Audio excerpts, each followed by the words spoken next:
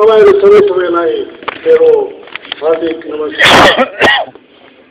अनि मेरा साथीहरु जो हाम्रो पदयात्रामा सामेल भए, सिलगढीदेखि खरसाङसम्म अनि खरसाङदेखि आज दार्जिलिङसम्म, उहाँहरु सबैलाई मेरो तर्फबाट कृतज्ञता ज्ञापन गर्न चाहन्छु, धन्यवाद दिन चाहन्छु।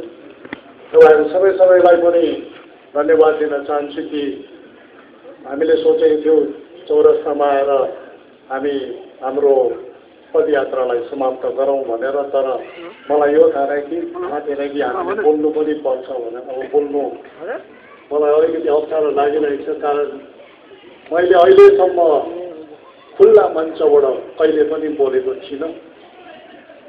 धेरै बोले, देशमा बोले, दार्जिलिङमा बोले, अन्तर्राष्ट्रिय मञ्चहरूतिर बोले, तर म जहिले पनि हलभित्र अडिटोरियममा बोले।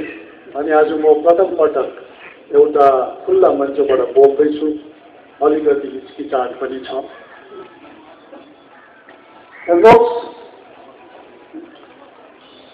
मैले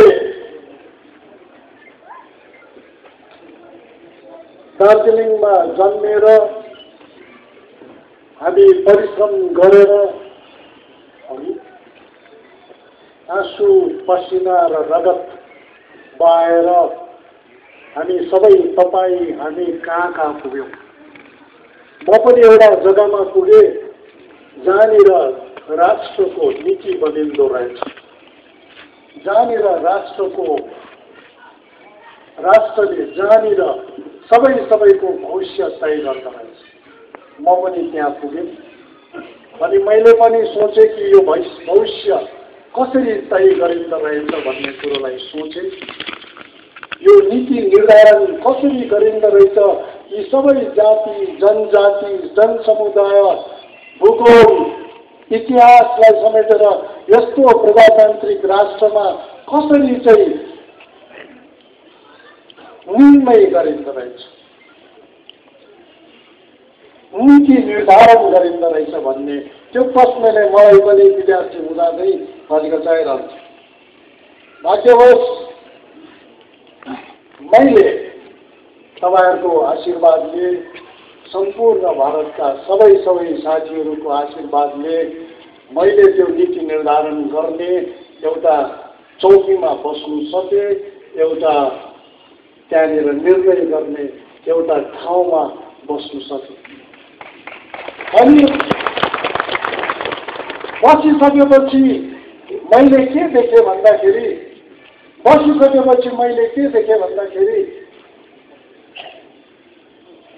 हामीले पनि पाउनु सक्ने रहेछौं, हामीले पनि गर्नु सक्ने रहेछौं, हामीले पनि दिनु सक्ने रहेछौं यदि हामी सबै शिक्षित भएको खण्डमा।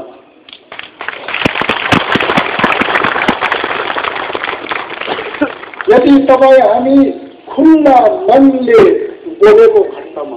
हेर्नुहोस्, प्रजातन्त्रमा सबैभन्दा ठुलो कुरो हुन्छ मेरो मस्तिष्क, मुख अनि मन। यो तीनवटा अति नै ठुलो कुरो हो, बुझ्नुभयो?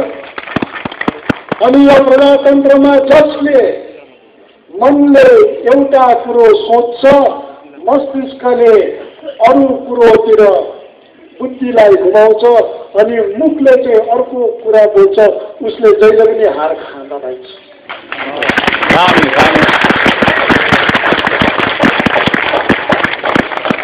अनि मैले देखेँ हाम्रो जातिमा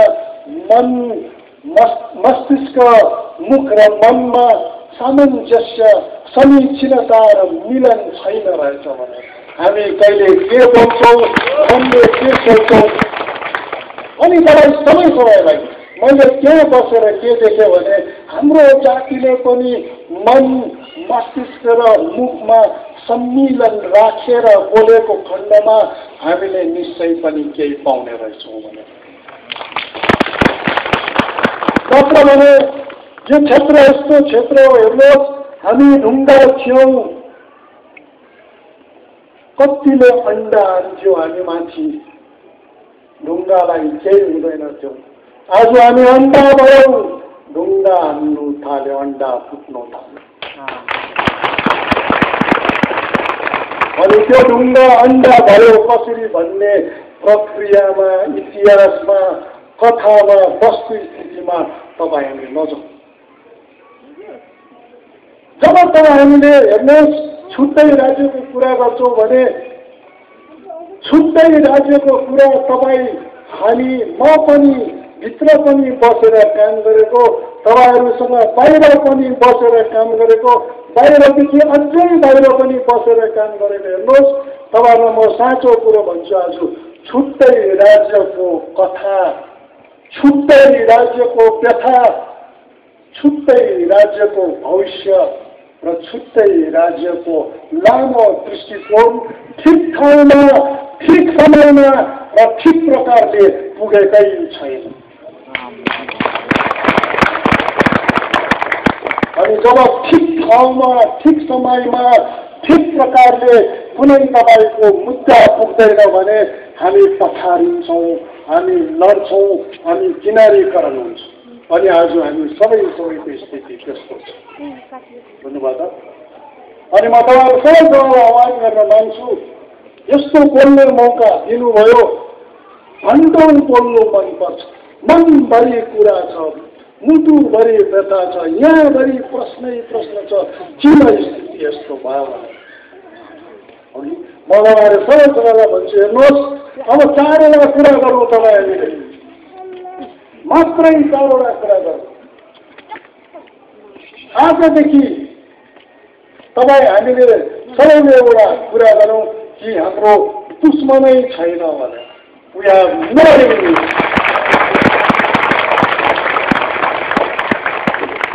We start with the dual enemy concept. शून्य दुश्मनको परिभाषालाई तपाईँ हामीले अब अग्रसर गरौँ। खाता खोलौँ, खाताको नयाँ पन्नाको सबैभन्दा हाम्रो महेन्द्र सरले भन्थ्यो सबैभन्दा पहिला चाहिँ तेरो नाम र तेरो स्कुलको नाम लेखै भनेर भन्नुहुन्छ अघि।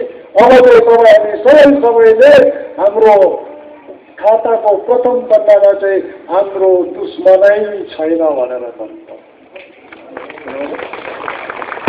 अनि जुन दिन तपाईँ हामीले दुश्मन छैनौँ भन्छौँ त्यो दिन हामी काटमार गर्दैनौँ, भत्काउँदैनौँ, मार्दैनौँ, कुट्दैनौँ, चलाउँदैनौँ। हेर्नुहोस्, अनि हाम्रो देशमा 29वटा राष्ट्र बन्यो, काटमार नजलाई, नभत्काई, लुटपिट नगरी, कुटी अर्कालाई गाली गलोच नगरी, अर्कालाई नजालिकन 29वटा राज्य बन्यो भने 30वटा राज्य किन बनिँदैन? त्यसो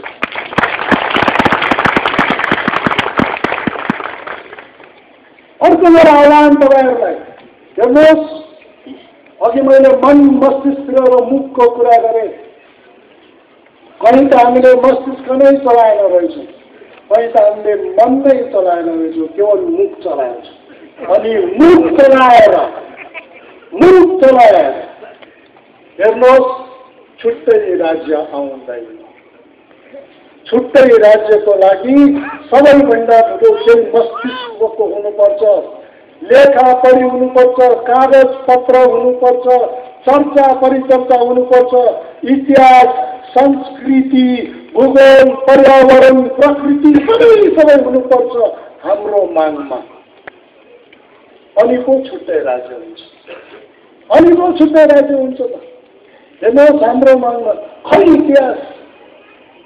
हाम्रा सांसद महोदयले हिजो होइन अस्तिको दिन मात्रै संसदमा बोल्नुभयो, उहाँले इतिहासै बुझ्नु भएको छैन, उहाँले संस्कृति बुझ्नु भएको छैन, उहाँले प्रकृति बुझ्नु भएको छैन। फेरि के बोल्नुहुन्छ? त्यति मात्रै बोल्नु भयो जति उहाँले सोच्नु भएको थियो यति बोल्नु पर्ने रहेछ। त्यहाँभन्दा ज्यादा बोल्यो भने मेरो अनभिज्ञता अगाडि आउँछ भनेर, मेरो इग्नोरेन्स विल बी एक्सपोज्ड। तपाईँहरू सबैलाई दोस्रो कुरो गर्छु, हेर्नुहोस् यो दार्जिलिङ, यो सिलिगुडी, यो डुवर्स एउटा राम्रो क्षेत्र थियो जहाँनिर चर्चा परिचर्चा, जहाँनिर तपाईँ हामी बिचमा बहस, आर्गुमेन्ट्स, डिस्कसन्स, डेलिब्रेसन्स, डिस्कसेस हुन्थ्यो। यस्तो राम्रो प्रथा थियो, यति राम्रो परम्परा थियो, यति राम्रो संस्कृति थियो। तपाईँले मलाई भन्नुहुन्थ्यो तपाईँको कुरो ठिक होइन भनेर, म उहाँलाई भन्थ्यो तपाईँको कुरो अति नै साँचो हो भनेर। आज यो डिस्कसन पनि हुँदैन, परिचर्चा पनि हुँदैन, यहाँनिर डेलिब्रेसन्स पनि हुँदैन, बहस पनि हुँदैन। यो कस्तो माहौल! अब तेस्रो कुरो गर्नुपर्छ, सबले बोल्नु सक्छ, चर्चा परिचर्चा हुन्छ। यहाँ एकजना साधारण बोजूले आएर हामीलाई भन्छन्, नानी मेरो चौरी परेको अनुहारले के भन्छ भन्दाखेरि सुन्नुहोस्, बोजूको कुरो सुन्नुपर्छ। अनि एउटा सानो नानीले इन्टरनेटमा देखेर मैले त इन्टरनेटमा यस्तो पो देखेँ त भनेर भन्दाखेरि तपाईँ हामीले त्यो नानीको कुरो पनि सुन्नुपर्छ। बङ्गाली साथीहरूले बहस दिन्छन्, सुन्नुपर्छ। मुसलमान जातिले बहस गर्छन्, सुन्नुपर्छ। क्रिस्चियनले बहस गर्छन्, सुन्नुपर्छ। होइन, सबै बिहारी जातिले बहस गर्छन्, सबैले बहस गरेको सुन्नुपर्छ अनि गर्नुपर्छ कागज पत्रको कुरा। र आजदेखि तेस्रो कुरो तपाईँ हामी सबैले एउटै प्रण गरौँ। हेर्नुहोस्, हामी अब खुल्ला रूपले चर्चा परिचर्चा बहस डिस्कसन्स डेलिब्रेसन र डिस्कोर्स गर्छौँ। कसैलाई खसाउँदैनौँ, कसैलाई झराउँदैनौँ, कसैको बारेमा हामी अन्यथा कुरो गर्दैनौँ। मलाई 6 महिनामा त्यति ठुलो गोली हान्यो। भन्नुहोस्, एउटा गोली त बन्दुकको गोली हुन्छ, अर्को चाहिँ मुखे गोली हुन्छ। मुखे गोली सुन्नुभयो होला म माथि वर्षाको, तर मैले त्यो मुखे गोलीको जवाब दिएको भए म पनि त्यति नै तल झर्नु पर्ने थियो। मेरो झर्ने काम होइन,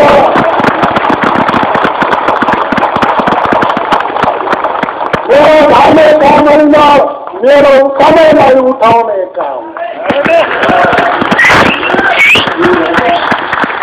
अनि तपाईँ हामी जुन दिन उठ्छौँ तब तपाईँ हाम्रो आकांक्षा पुरा हुन्छ, तपाईँ हाम्रो स्मिताको प्रश्न पुरा हुन्छ, चिनारीको क्वेसनमाथि प्रश्नमाथि सरकारमाथि बहस हुन्छ। यो मेरो तपाईँहरूलाई फेरि अर्को अनुभव। मेरो अन्तिम अनुरोध के छ भन्दाखेरि हेर्नुहोस्, भोलि हामीलाई भारत सरकारले लु तपाईँहरू भोलिदेखि 30औं राज्य भयो भनेको खण्डमा तपाईँ हामी के गर्नुहुन्छ भन्नुहोस्। त्यही त छ, खेतबारी भत्कियो, चिया खत्तम भयो, सिन्कोना सुक्यो, जति पनि हाम्रा पारम्परिक इन्स्टिट्युसन संस्थाहरू छौ सब हत्ताभङ्ग भयो, केही त छैन। भोलि स्टेट डेको खण्डमा तपाईँ के गर्नुहुन्छ?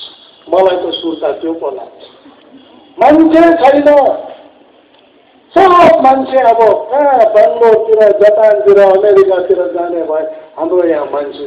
त्यही कारण अब तपाईँहरूले छुट्टै राज्य पाउनुको अगाडि नै हाम्रो छुट्टै राज्य यस्तो हुन्छ भनेर परिकल्पना गर्नुहोस्।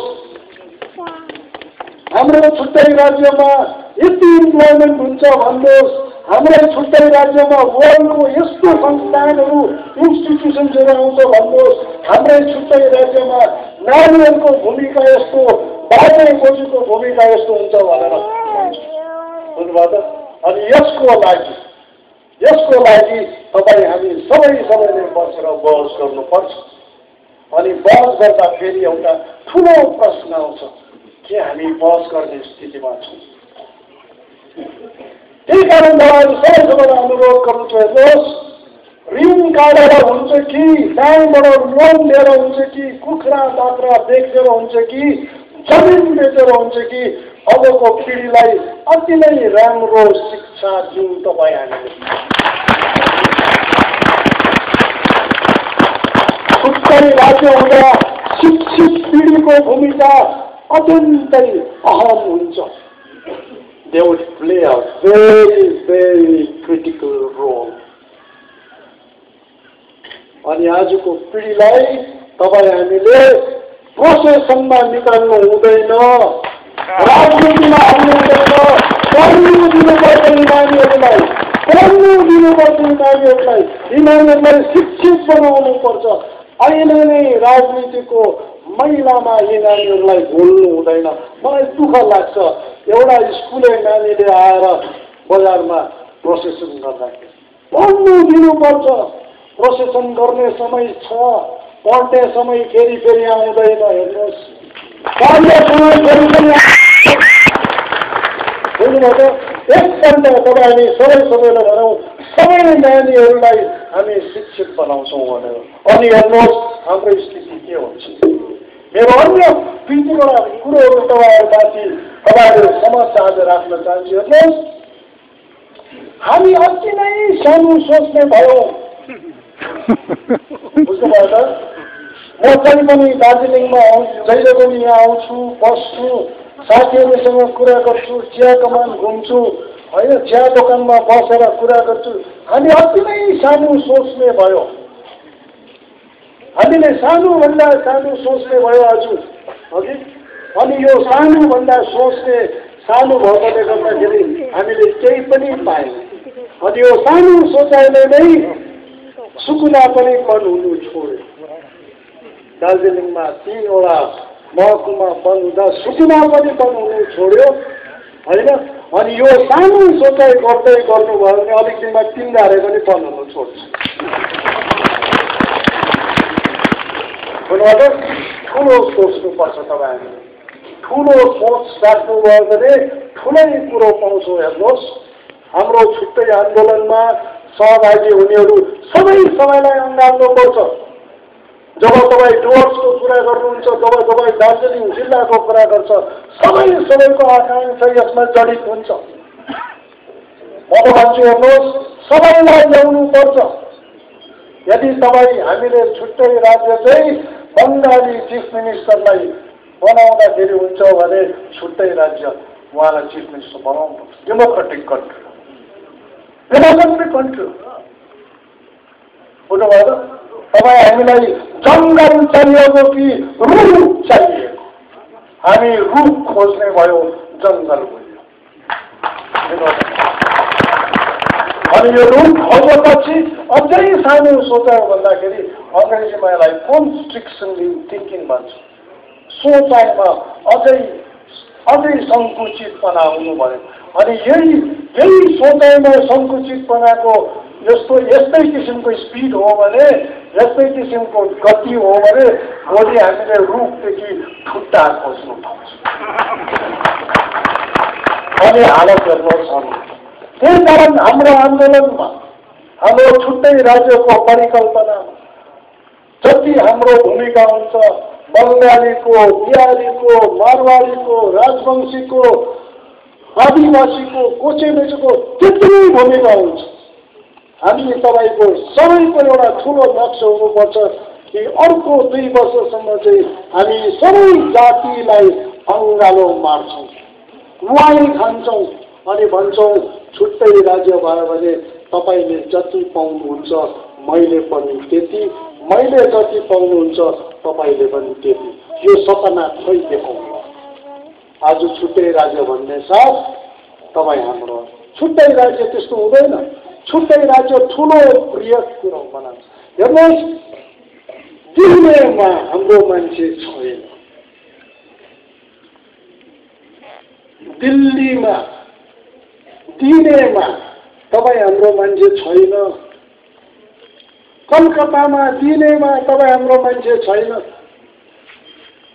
जब मान्छे नै छैन भने त्यो दिनेलाई, संस्थालाई, दिने व्यक्तिलाई तपाईँलाई दिनु कसरी बनाउने भन्ने प्रश्नमा तपाईँ हामीले सोच्नुपर्छ। बुझ्नुभयो त? तपाईँले अहिलेसम्म गएर माग्नु खाली भएको छ। मैले अहिलेसम्म मागेको मात्रै छु, ठिकै पनि ठिकसँगले मागेको छु, होइन? त्यही कारण दिने मान्छेले कसरी दिन्छ सोध्नुपर्छ। के गर्दाखेरि चाहिँ तपाईँले हामीलाई छुट्टै राज्य दिनुहुन्छ भनेर। अनि दिने मान्छेले छुट्टै राज्य चाहिँ दिन्छु तिमीलाई, तिमीले यदि ठुलो सोच्यौ भने, सबैलाई लिएर हिँड्यौ भने, सबैका लागि गरौँ भने सबैको भविष्य उज्यालो बनाउँछौ भनेर चाहिँ तिमीलाई दिन्छु भन्छ एउटा कारण।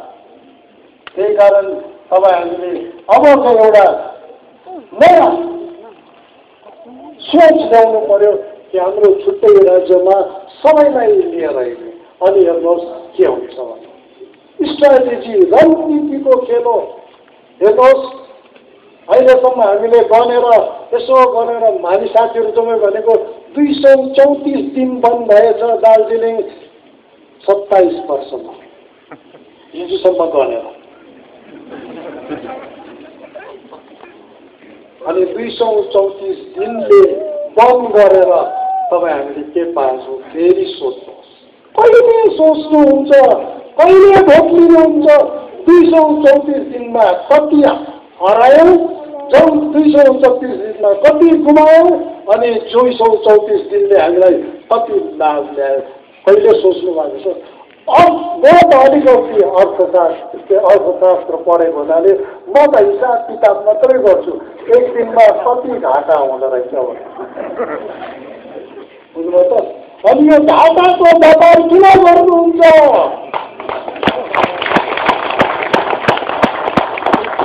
नाफाको व्यापार गर्नुपर्छ होइन? मुखको व्यापार किन गर्नुहुन्छ? ज्ञानको व्यापार गर्नु।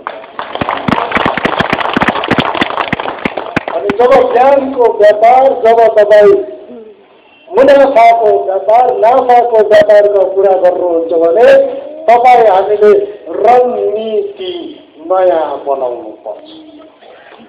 बुझ्नुभयो त? रणनीति नयाँ बनाउनु। जहाँ चिमार्दा दुख्छ त्यहीँ चिमार्नु पर्छ।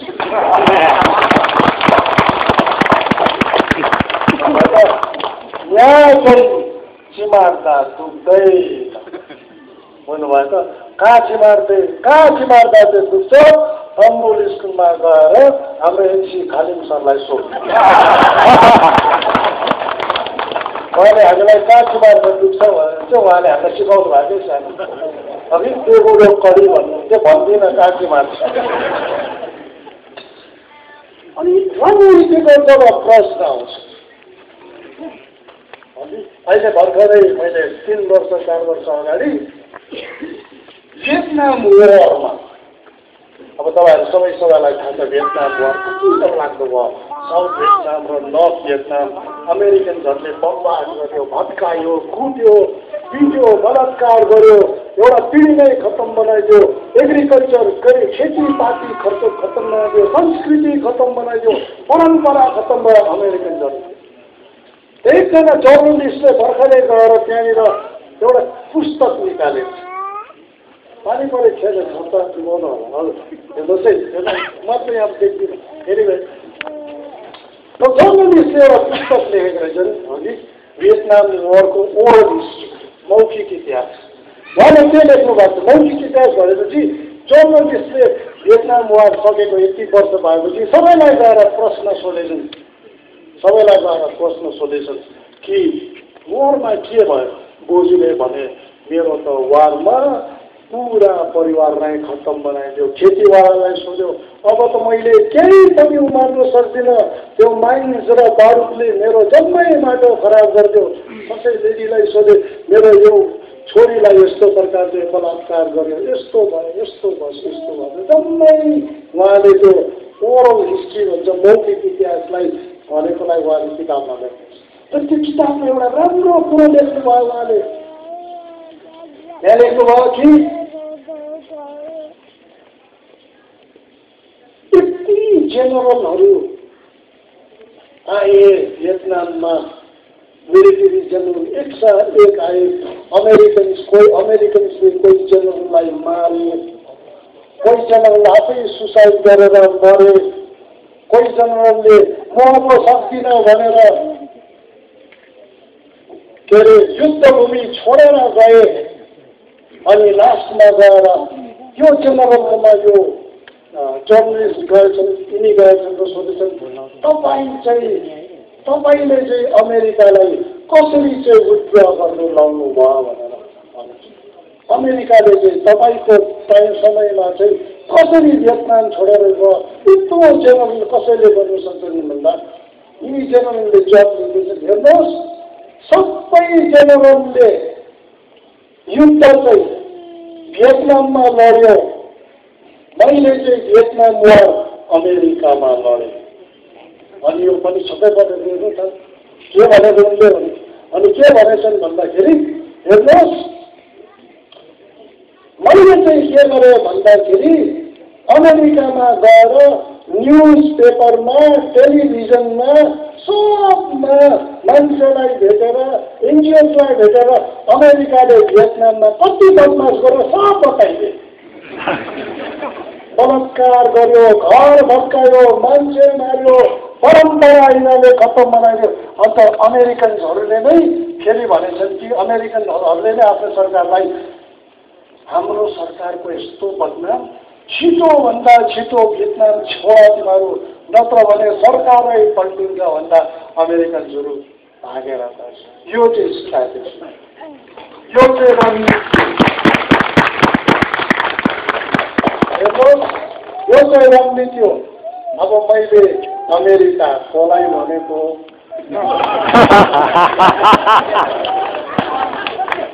जेनरलकोलाई भनेको अनि भियतनाम केलाई भनेको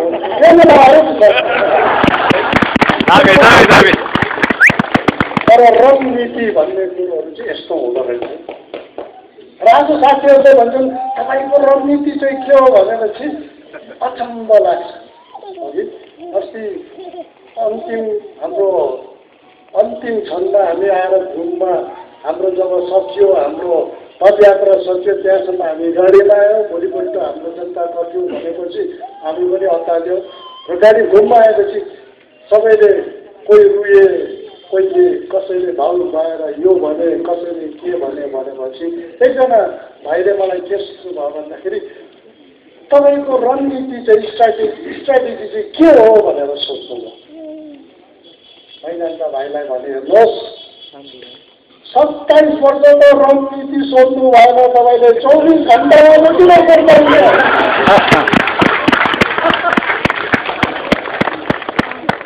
अनि भाइले टुल हेर्नुभयो। 24 घण्टादेखि 24 वर्षसम्म पनि हाम्रो रणनीति बताउनु हुँदैन।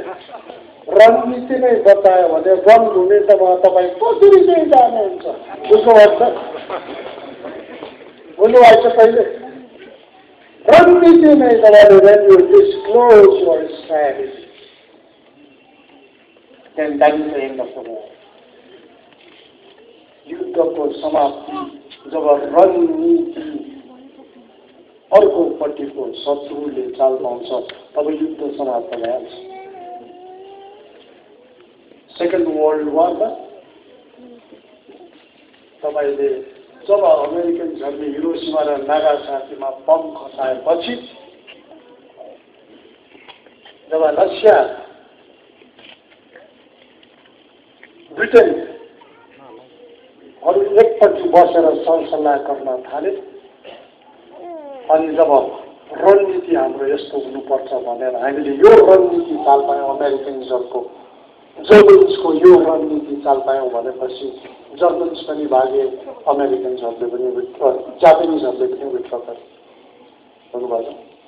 र मेरो अन्तमा तपाईँहरूले सबैलाई विनम्र निवेदन के छ भन्दाखेरि अहिलेसम्म हाम्रो आन्दोलनमा 90% भावना थियो, 10% मस्तिष्क थियो। अब यदि राज्य तपाईँले पाउनै हुन्छ, राज्य तपाईँले खोज्नै भएको र राज्य ल्याउनुको लागि तपाईँ तयार हुनुहुन्छ भने 90% मस्तिष्क हुनुपर्छ, 10% भावना। बुझ्नुभयो? किनकि भावनाले हामीलाई कहाँसम्म पुर्यायो।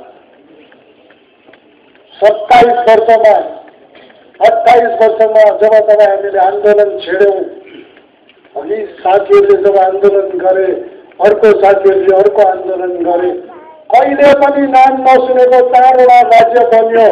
तर 107 वर्षभन्दा पुरानो नामको चाहिँ अहिलेसम्म सूचीमा पनि आउँदैन। के चाहिँ होला यो? बुझ्नुभयो त? किन गर्दा होला भन्दाखेरि मलाई चाहिँ लाग्छ 90% भावनाले गर्दा 10% चाहिँ मस्तिष्कले गर्दा। उनीहरूलाई हेर्नुहोस्, झारखण्ड, छत्तिसगढ, तेलङ्गाना र उत्तराखण्डमा हेर्नुहोस्, नेताहरूलाई सोध्नुहोस्, कागजपत्र हेर्नुहोस्, भावना 10%, 90% लेखा पढी, इतिहास, संस्कृति, राष्ट्रको सुरक्षा भन्ने कुराहरू नक्षत्र छ। अनि एकपल्ट यस्तो काम गरौँ, तपाईँ हामी सबैले बुद्धि लगाउँ। अब पास्टमा के भयो, विगतमा के भयो भन्ने कुरोमा सोच्नु पनि नसोच्नु। हिजोसम्म के भयो भन्ने कुरोमा तपाईँहरूले सोच्नु पनि नसोच्नु। विगतलाई, हिजोलाई, पास्टलाई तपाईँ हामीले त्यति बेला मात्रै सोचौँ यदि त्यसले तपाईँ हाम्रो भविष्य निर्माण गर्छ भने। नत्र भने नल्या यस्तो अनर्थको कुरा। अनि हेर्नुहोस् के हुने रहेछ। अनि हेर्नुहोस्, जब सिलगढीबाट नै सबैले छुट्टै राज्य हुनुपर्छ भनेर भन्छन् भने डुवर्सबाट सबैले छुट्टै राज्यको बिगुल हामी पुग्छौँ भन्यो भने अनि तपाईँहरूले पाहाडबाट चाहिँ छुट्टै राज्यको ढोलक र मादल बन्छ अनि पो पुग्छ त आवाज। बुझ्नुभयो त? र मेरो तपाईँहरू सबैलाई विनम्र, खाता नयाँ खोल्नुहोस्, खाता नयाँ खोल्नुहोस्। अनि लेख्दै जाउँ, लेख्दै जाँदाखेरि के हुन्छ, कसो हुन्छ, इतिहास पो लेख्छौँ कि संस्कृति पो लेख्छौँ कि चिनारी पो लेख्छौँ कि, अनि हेर्दै जाउँ। अनि मलाई लाग्छ छुट्टै राज्य सम्भावना छ। Thank you very much.